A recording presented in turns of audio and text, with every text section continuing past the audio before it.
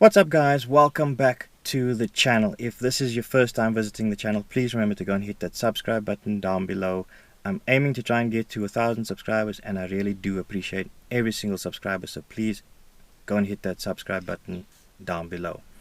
So we're coming up on the 1 year anniversary of having owned the 2018 Audi S3, and I thought it would be worthwhile to actually put something together and just share my thoughts and opinions on having owned this car for about a year now. So not to waste your guys' time and just to make sure that you guys are in the right place, what I'm going to be doing in this video is I'm going to be recapping the spec of this car and just giving you guys some thoughts and opinions on the spec a year down the line.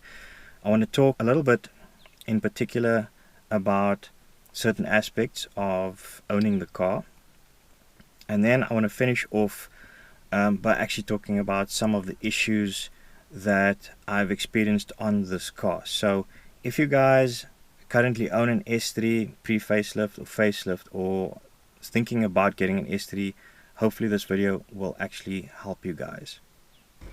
Okay, so let's talk about the features of this car, right? So this car is actually quite highly spec'd. It's got the S Sport seats in front, which offers a level of support and comfort that the standard Audi seats simply doesn't offer. Now I would know this because my previous S3, the pre-facelift, didn't have the sport seats. So these are very nice. They're very comfortable. Definitely a must-have in your car. The car has the Audi Selection Express in red, which is really just a trim spec. It's red stitching on the seats, the gear lever cover, the door handles, and then the rings around the air vents.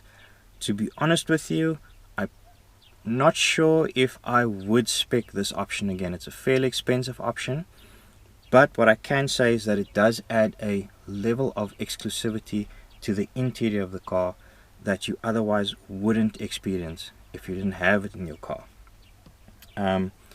Then the car has the virtual cockpit with satellite navigation. Very useful, very convenient feature that I use quite often. Couple that with a data source like a SIM card, and then you get the best value out of the virtual cockpit, because then you can actually search for place names using Google. So very useful indeed. The car has the Audi smartphone interface.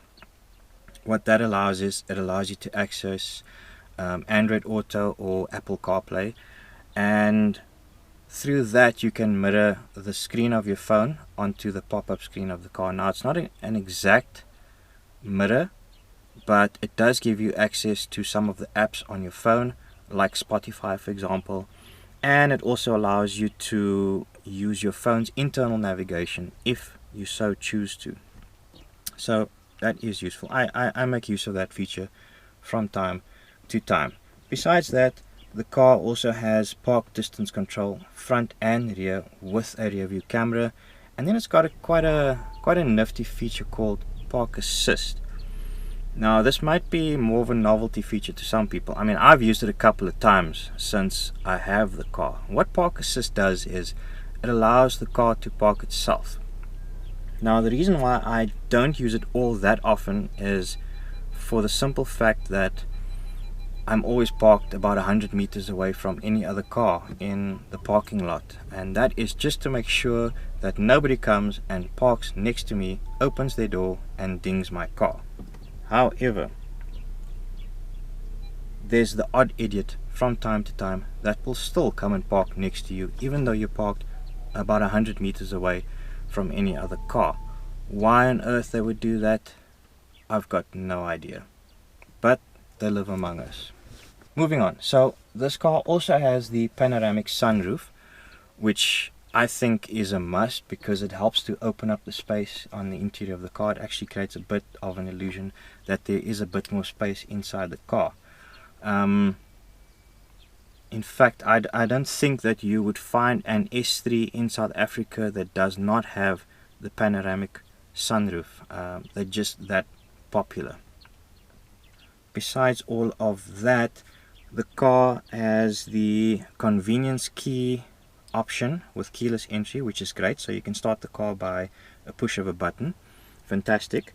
And also the keyless entry, which is another nice feature.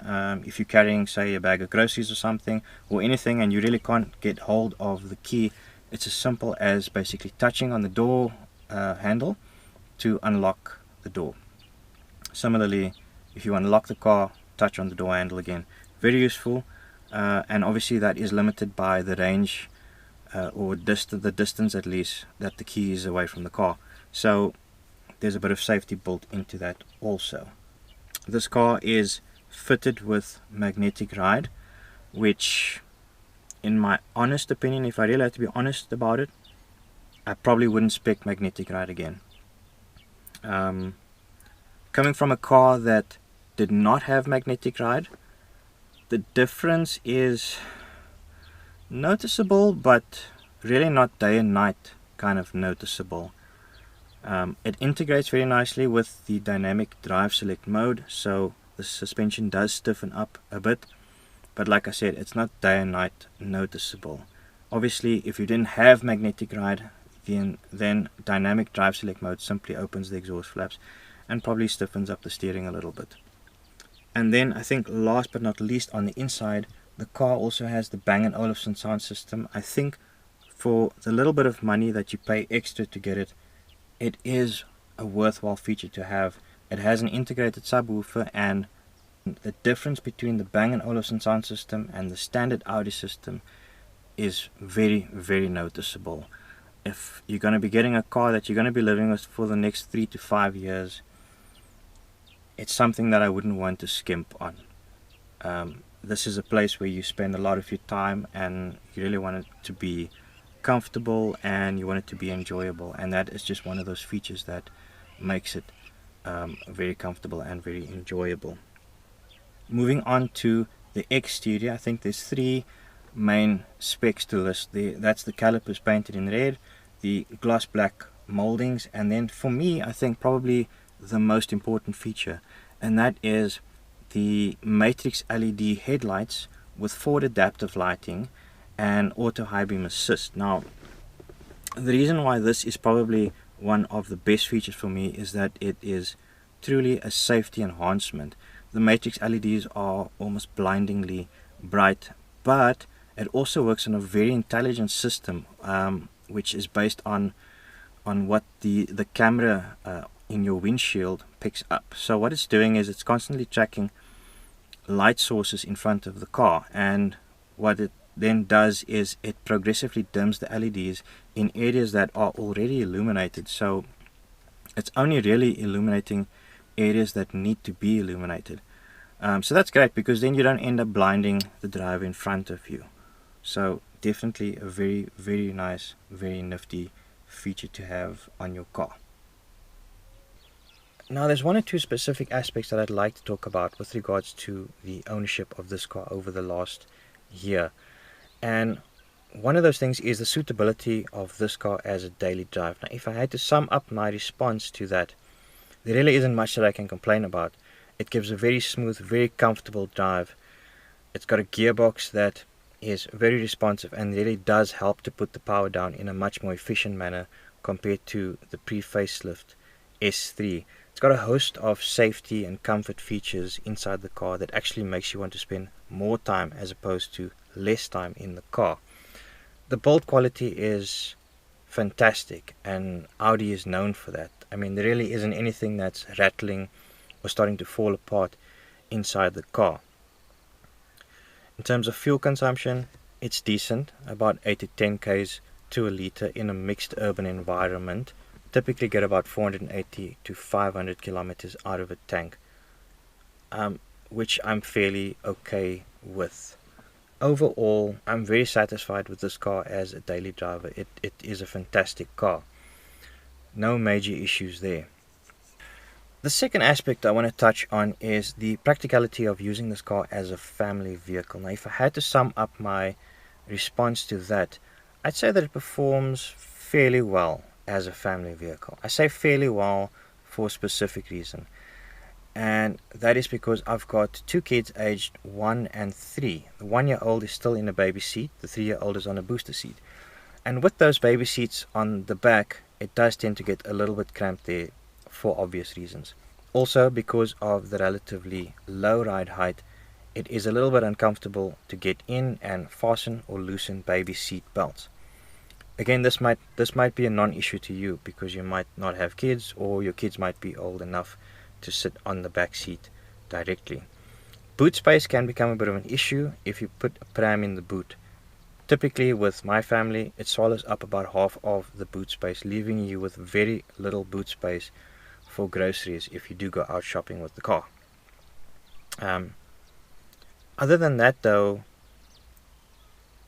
there really isn't an issue with using the car as a family car.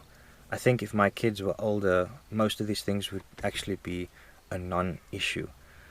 So that really sums up my opinion, having owned this car now for about a year. The last thing that I want to touch on with you guys is the issues that I've had with this car in the last year, and I feel that I need to do this in order to basically round this video off and provide an unbiased opinion of the car. So the first issue that I was experiencing was an issue on the gearbox. The car would randomly just jump out of gear, and it was very difficult to actually replicate this issue. The very first time I experienced it was when I was filming the exhaust note, the launch, the pops and bangs on this car. In fact, let's go take a look at that.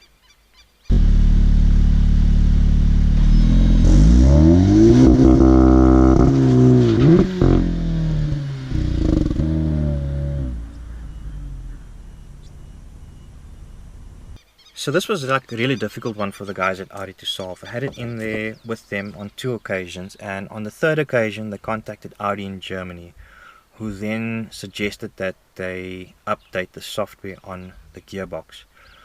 Since they had updated the software, I haven't had a day's issue with the gearbox. I've launched the car a couple of times and there's been absolutely no issues with it since then.